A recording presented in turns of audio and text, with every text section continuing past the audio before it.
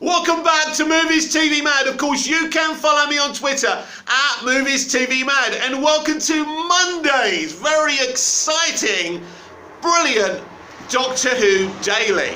Because I have seen Doctor Who Flux Episode 2, War of the Sontarans, and I fucking love it. You know what I was thinking as I was watching Doctor Who last night, or reading everyone's excited Twitter posts? I was thinking, good Doctor Who, bad Doctor Who. Doctor Who, in any shape or form, is better than any movie, any TV show. Doctor Who is amazing. But, brilliantly, it's great now, because I'm enjoying Doctor Who Flux. I enjoyed the first episode. I thought it was a bit messy, throwing everything at us, but now, watching this episode, I think they needed to do that, so I'm really enjoying it. And really, I enjoyed a lot of Season 12 as well. I didn't enjoy the standalone episodes as much as the arcs, and even now I'm thinking I can appreciate Season 11 a little bit more. He was trying to go back to the tone of the classic original William Hartnell series, and I understand that, but that kind of pacing doesn't work in the modern era, and I think that's why I really had I had a problem with, you know, it wasn't as exciting and as fast-paced as the Moffat era and the RTD era, but I still, you know, can get some stuff out of his previous 2 seasons as well. Now, don't get me wrong, Chris Chibnall has issues. He has political issues, and he can't help ramming those down our throats whenever he can. He did it again in War of the Sontarans, obviously, the general guy that the Doctor wasn't getting along with, and the line she said, "It's men like you that sometimes make me not want to protect Earth," or something like that she said. And something else that kind of annoyed me, that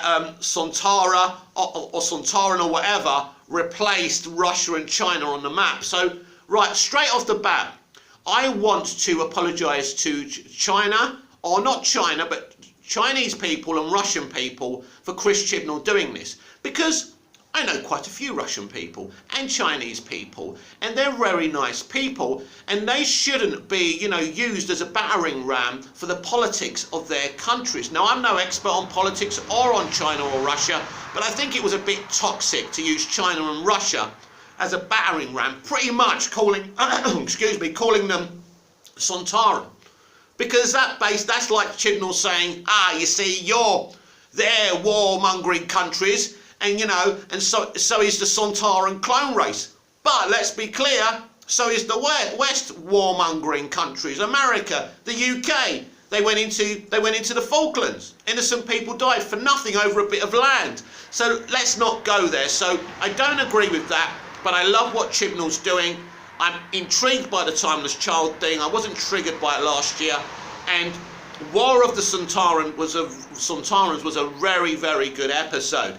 So let's look back at it. So this episode starts off in a brilliant fashion, because we get this weird kind of David Lynch kind of thing where the Doctor again is, I don't know if she's dreaming, because this is kind of continuing from the flux and the vortex energy mixing. And I'll tell you what I think is going on there as well. So we see, it's not black and white, but it's a very grey lighting and tamper and colour palette, and we see this mansion. It's like this castle, and a lot of people believe it's on, what's it called, this planet, the planet of time, or something like that. We'll call it the planet of time. Again, I'll tell you what I think that is. But anyway, now some people believe this is the Doctor's home world, the home world that's not Gallifrey, but her real home world. Again, I'll explain to you what I think is going on there. So it looked really good. Again, the production values in the Chibnall era are, wow, a chef's kiss. No one's done it this good. There's been a bit more money spent on this. People say that there's not much money spent on Doctor Who by the BBC. Wash your mouths out. That is not true. So then they wake up in the middle of a Crimean War. Well, not the Crimean War, because instead of the Russians, as we've already discussed, it's Sontarans. Sontarans are the enemy, and we meet this historical figure who's kind of a nurse, and I've already forgotten her name. As you know, if you know me well, I forget character names, and I'm not very good with recollecting things. That's why I don't do a lot of recaps. I only really do it for Doctor Who, because I love it so much. Anyway, so they meet this historical nurse who's got this She's built her own hotel, and basically she just charges people to stay there so she can nurse the wounded soldiers. And so she's a bit of a legend. Now, I've never heard of her before because I'm not that much in history, but she was played well and she was a great character. I really, really liked her. But of course, there is this general who's a bit of an arsehole, surprise, surprise. He's a man, but he's not that bad, actually. He's all right as we get along, but then they make him do something arseholey again, and we'll get into that a little bit later on. So we basically, Yaz, Dan and the Doctor arrive in the Crimean War, and all of a sudden, Dan's got this like regeneration energy going on. He vanishes. He turns up in Liverpool and is reunited with his parents. Now, his mother is played, and I forgot her name, and I know her well as an actress, but she used to be in Brookside. And the guy playing the father, whose name I don't know either, is a Liverpudlian actor as well, who used to be in Brookside. So Chris Chibnall here I know he's a big Brookside fan. He's from Liverpool apparently, so he wanted to reunite these actors, and it's great. But people are moaning that the lady, I think she played Jackie Dixon in Brookside, wasn't age appropriate. She's 63, and John, who I forgot his surname now, who plays Dan, is 53. So the maths don't work out. Right. Her real age in real life is 63, but her fictional age doesn't have to be the same. Now, people complaining that they want more age-appropriate actors so older actors can get more roles. Listen, that's an issue in the industry, I understand. But we're also dealing with fiction and fantasy. Chris Chibnall, no, say what you want about Chris, and he's even been called out for this. He represents, he's inclusive, so you can't really have a go at him about things like that. He respects these actors as celebrities and stars of Brookside, and he wanted to reunite with them on this episode of Doctor Who and in Doctor Who Flux. I'm sure we'll see them again. And it's great to finally meet some parents of a companion and get to know them a little bit, and they're great. And they give them a walk to fight the sontarans, and I think that's hilarious, and I think that's brilliant. So I have no issue with that. Now, Yaz disappears to a different place. Now, is it called Adipose? Because isn't Adipose those weirdy things from the RTD era, season 4, with Raquel from Coronation Street, Sarah Lancashire? Anyway, it sounds like Adipose. So she's in this weird kind of place, and she sees the geezer from the 1800s, from the Halloween apocalypse. And he's talking to her normally. He's not saying, "What are you doing here? You know, what's going on here?" He's just there. It looks like whatever he was building in the past, this is where Yaz is. Very, very interesting. So anyway, he walks off. And Yaz says, "Can I help you?" And he goes, "No." And then he starts mumbling and he walks off. Anyway, there's these weird shaped things saying, "Can you renew?" or something along those lines. As I've already said, my memory's shit. But anyway, this thing repeatedly goes, "Can you renew? Can you renew? Can you renew?" Obviously, Yaz doesn't know anything. Then, as she walks down the corridor, she's introduced to Vinda. Now, this is interesting because Vinda's really the only thing I've got to complain about, apart from the China and Russia stuff and the general guy being kind of made as, you know, a toxic male. Apart from that, a couple of things, quite a few things. But I enjoyed this episode, and I love what Chibnall's doing with Doctor Who Flux. Vinda's getting the same development that Yaz has had better development, and Yaz hasn't had good development since she's been in Doctor Who. The same lack of development for Graham, but especially Ryan. Is he just another Ryan? I mean, we know very, very little about him. We know he's got his own spaceship. He doesn't really have much of a personality, which is staggering considering he's Captain Jack Hartner's replacement. So I'm going to say to Mr. Chibnall, in the next episode, I want to see some banter between him, Yaz, and the Doctor. And Dan, because Dan, surprisingly, for a Chris Chibnall Doctor Who companion, this guy's been developed beautifully. John is killing it as Dan. Is it Dan? It's not Dan Sullivan. Dan Sullivan was in EastEnders, wasn't he? I told you, shit with names. Anyway, John as Dan, he's really doing it justice. He's killing it. John is absolutely killing it as Dan. I'm loving Dan. I know most of us are loving Dan. And surely he's going to have a tragic ending. And so basically, the Doctor's been separated by Dan and Yaz. Yaz is in one place and Dan is in another place, and And Dan's been tasked basically to stop the sontarans. Now, I like Dan in the way that he's freaked out by all of this, but his freaked out nature doesn't last very long. Excuse me, let me clear my throat. I hate this throat. Anyway, it's morning, I smoke, I drink a lot, I apologise. Anyway, so I love Dan in the sense of, oh my God, what the fuck's going on here? But I better get on with it. So he's not a reluctant hero. He's actually happy to do these things, even though he's an everyday working class guy. He's a volunteer. He doesn't seem to have a proper job. But I still don't think we know everything about Dan. There's something not quite right about him. He doesn't seem to fit into any of this. He's been well developed by Chibnall. I'm not gonna say he hasn't, because he's one of the few characters in the Chibnall era that's actually been developed really, really well. So Dan's great in this episode. Yaz is starting to grow on me, and I think Jodie's Doctor in these past 2 episodes is really doctory now. I'm feeling the Doctor vibes. This always happens with me in their final kind of turns as the Doctor. I start falling in love with them, and then a new person comes in, and I can't say a new guy because I don't know who RTD is going to cast. Very exciting there as well. So, let's discuss the Swarm. Now, for me, this is very interesting. This character, the Swarm, this mysterious mortal enemy of the Doctor who's done battle, for generations with the Doctor, but the Doctor doesn't remember him because apparently the Division wiped her mind. So this is all very, very interesting. So what's all this Planet of Time all about, or whatever it's called? I think the Planet of Time is a multiversal version of Gallifrey. I think that's obvious. Think about it. The Planet of Time, the Time Lords.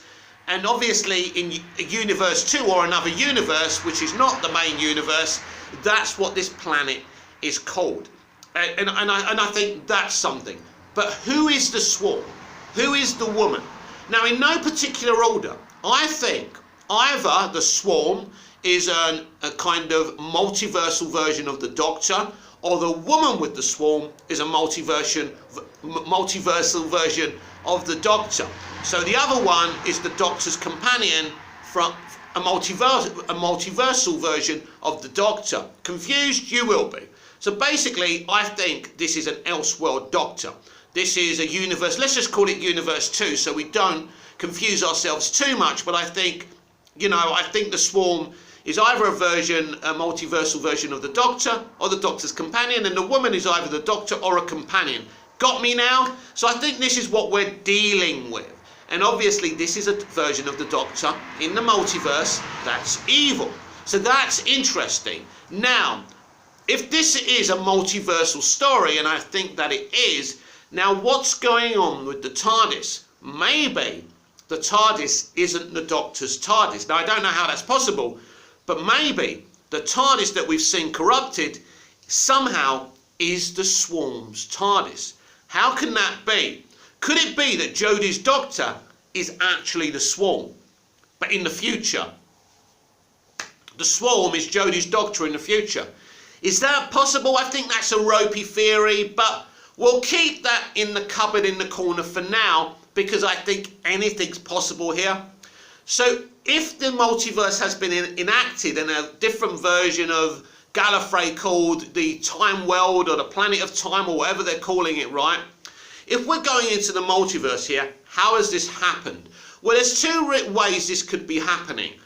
When the Doctor unleashed the vortex energy on the flux could have created by accident, because I don't think the flux has any knowledge, it's a force, isn't it? But the flux could have created an alternate universe. That's one thing. Or, when the vortex energy mixes with the flux, maybe the doorway of the multiverse crashed open. But let's not forget that this all happened the flux was there already because the Doctor was being warned, pre the vortex and the flux mixing. But I think we met the Swarm before the flux mixed with the vortex. But the Doctor wasn't in the same room at that time. At the end of this episode, we had a big cliffhanger where Vinda and Yaz were taking the place of these weird kind of women who were just there. they seem kind of Time Lordy. So they could be this universe's kind of Time Lords.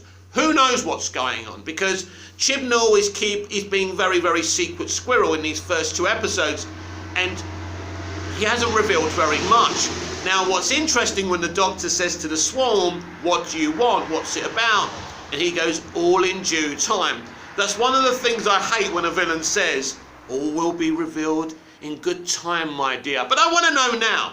So anyway, we've got quite a few episodes yet. We've obviously get 6 episodes in this series. So the next episode is titled Once Upon Time. Now, I thought this would be a kind of episode that might give us some, fill in the blanks, a departure episode, but it might happen because Chibnall's next time sequences are not as long as what RTD and Moffat used to do, so you don't get to know very much. So it's interesting.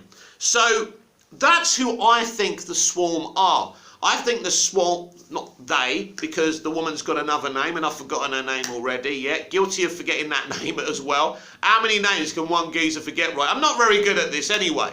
So I believe the Swarm is probably a future version of the Doctor or the Doctor's companion, and the woman is either the Doctor. Knowing Chibnall, the woman's the Doctor and the Swarm's the companion. But she has a lot of power, but maybe this elseworldy version of the Doctor has got loads of power. That's not beyond the realms of possibility here, because if you're going to do multiverse, you may as well have an evil version of the Doctor, right? So at this moment in time, I think that's where we're going. Now, I don't think Yaz or Vinder's going to die too soon, too early. And I don't think Yaz is going to die, but then, because we know they finished filming in that trilogy they did.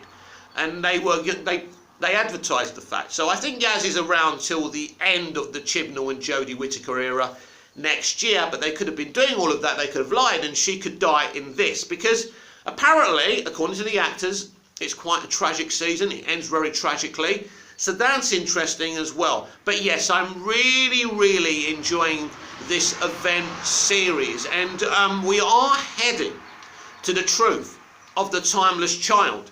And do you know what my new theory, since seeing Doctor Who Flux Episode 2 War of the Sontarans, my new theory is about the Timeless Child. I think it's a story that doesn't break canon. I think when we get to the conclusion of this, we've gone round the roundabout and nothing's really, really changed. Because I always had the theory that Sacha Dhawan's master was a multiversal master, because I still think in our universe John Simm's the master because we never saw him die. So he's an Elseworld Doctor.